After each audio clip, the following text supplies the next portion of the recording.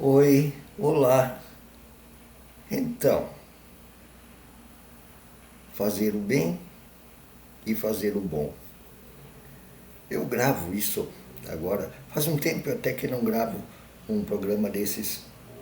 Então, esse é programa de reflexão sobre vários assuntos, muitas vezes demandados a partir das senhas diárias. E esse é um a partir das senhas diárias do dia de ontem, dia 18 de novembro. Nas senhas de ontem, falava sobre ter coragem e força para, às vezes, enfrentar o desafiador, para ter ânimo, para buscar um novo quando é necessário e buscar sempre o bem, o justo, o, o mais interessante, o mais amoroso para a vida sua e do mundo. Ontem, nas Sinhas Diárias, a partir de Abraão, com o desafio de ir para uma nova terra. E o desafio de sempre fazer o bem, sempre buscar o justo. E a partir de um desafio que eu tenho para daqui a algumas horas gravar o programa Lazeres, que eu faço todos os sábados. Logo adiante eu vou fazer essa gravação. Por esse desafio de buscar sempre novo, outro pelo desafio de lazeres, cuidar de si. E tem mais um terceiro motivo para gravar este programa, que é o nosso sempre complexo de culpa. Isso vem muito do judaísmo, do cristianismo paulino, não de Jesus. Cristianismo legalista. E um pouco da disciplina, um pouco da ideologia do trabalho, muito da Europa, né? Mas ideologia do trabalho também capitalista, de que a gente tem que ser disciplinado, principalmente os alemães, tem que ser disciplinado, 1, 2, 1.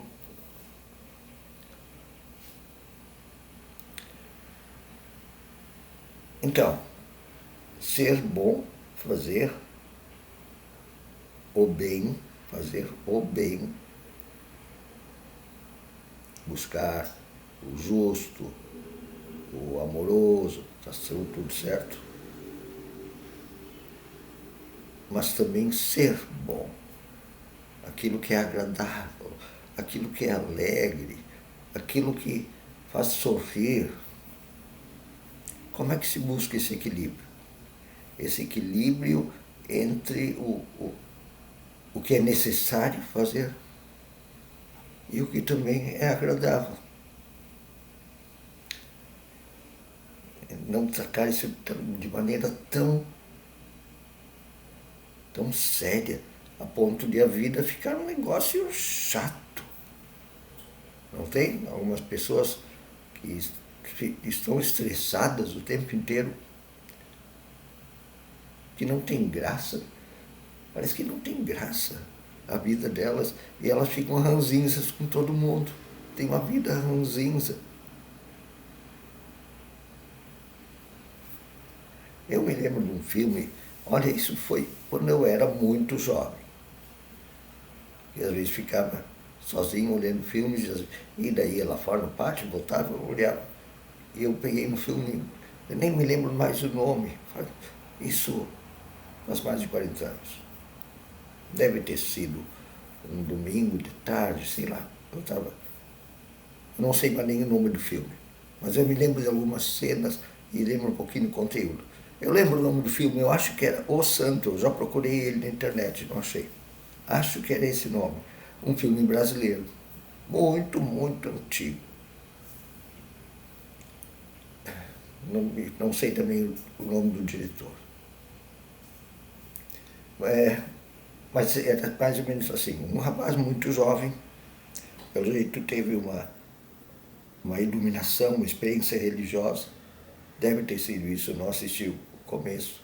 Mas eu lembro do momento em que ele foi para a vila, ele foi para um lugar muito pobre. E lá ele vivia total simplicidade e humildade. Ele só tinha praticamente a roupa de couro. E começou a dar aula para as crianças da vila, crianças muito pobres. E recebia comida das outras pessoas, todo dia alguém ia lá. Me lembro que ele ficou amigo de uma mulher e ela cuidava para que ele todo dia tivesse pelo menos uma marmitinha, ganhasse um pão. E as pessoas, em geral, os pais das crianças, né, ajudavam ele. Com café, com arroz, ele tinha lá um pequenino fogareirozinho e dava aula para as crianças. E ensinava-las a escrever, fazer contas, o mínimo, porque não tinham escola. E um dia ele reuniu as crianças e viu que elas estavam bagunçando, muito correndo para lá e para cá, antes de começar a aula, né? Ele tinha uma pequena, nem era uma salinha, era uma garagem, pequena escolinha deles, na frente uma rua de terra, eles estavam jogando bola ali. E eles vibrando, ele chegou ali, viu as crianças, elas disseram, tá, vamos começar a aula, professor. Mais ou menos assim, né? Está na hora de começar a se reunir. Ele disse para as crianças, em verdade vos digo, que ele era cristão, né? Estava ali por uma opção de fé. Vamos jogar bola. Claro que ele tinha liberdade para fazer isso. Mas aquele dia, então, vamos jogar bola. Depois entrar na sala, conversar, tirar um pouquinho de aula e pronto. E aquelas crianças sempre vinham à aula, mesmo sem ter compromisso nenhum. Não era uma obrigação. Eu me lembro que alguém me disse uma vez, e eu acho que é muito verdade, quando os alunos e as alunas gostam do professor e da professora, eles aprendem mais fácil. Eles têm confiança, eles se abrem. Esse jogo de cintura, em lidar com as coisas com mais leveza, claro que isso nem sempre é possível, tá? E tem realmente um momento que você tem que baixar a cabeça e trabalhar, estudar. Em que você vai ter que se esforçar. Não vai ser fácil as coisas. Muitas vezes é assim. E aí você tem que estar pronto para enfrentar isso, para passar esse momento de força, disciplina, em que você se exige, em que não é agradável. Mas não é sempre assim. Tem gente, as crianças não escutam música clássica, ou não escutam música mais antiga. E aí você bota, claro, você quis fazê-las escutar um Schubert, um Tchaikovsky até de mais ou menos divertido, algumas divertidas, mas um daqueles quarteto para violino de Beethoven, de Brahms. Bah, não pode começar com um negocinho um pouco mais simples, um pouco mais divertido, um trenzinho do Caipira do Villa-Lobos. O Villa-Lobos misturava muita música popular, cantigas de brincadeiras de crianças, cantigas de roda, misturava com instrumentos da orquestra. Comecem coisas assim. Tem orquestras que tocam música popular, Beatles. E depois, quem sabe? Aí as crianças não leem literatura. Aí chega com Machado de Assis para eles. Mas peraí, Machado de Assis a gente só entende quando é adulto, pela linguagem, pela temática. E às vezes os professores também querem impor coisas para as crianças que os professores, as professoras não fazem.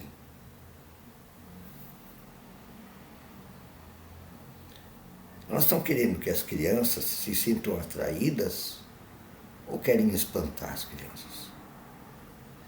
Então por que não pode fazer da escola, do lugar da aula, ou no trabalho, por que você tem que fazer tudo com cara fechada e exigir que as pessoas ao seu lado não pode ter uma conversa, contar uma piada, dar uma risada?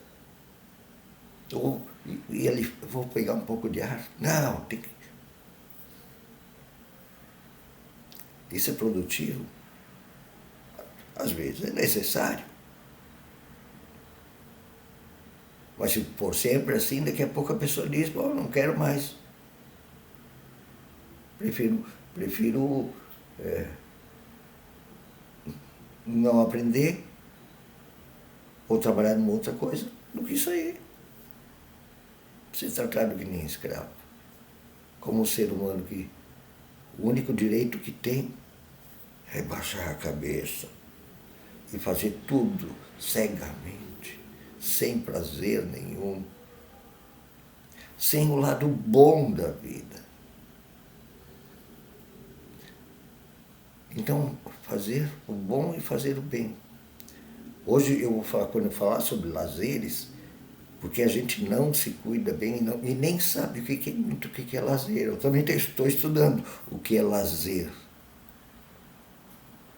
E eu vou discutir que a gente não se conhece. A gente usa pouco tempo para pensar sobre a gente. Para se desligar, digamos assim. Mas lazer não é só se desligar, não. É o se conhecer de um outro lado que não é o do trabalho. Que não é... A gente não precisa ser sempre utilitário e pragmático. Isso tem que produzir uma coisa? Não, às vezes é só por prazer. Deixar extravasar aquele lado. E aí voltar para a vida que não é lazer, para a vida que é todas as outras coisas, é casa, trabalho, amizades. Isso é separado de lazer. Lazer é um negócio bem especial. É um negócio especial.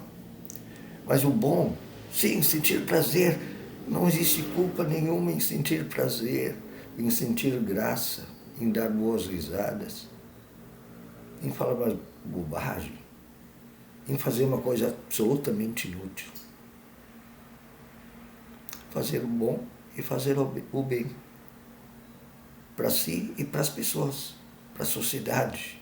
A sociedade também tem que se divertir.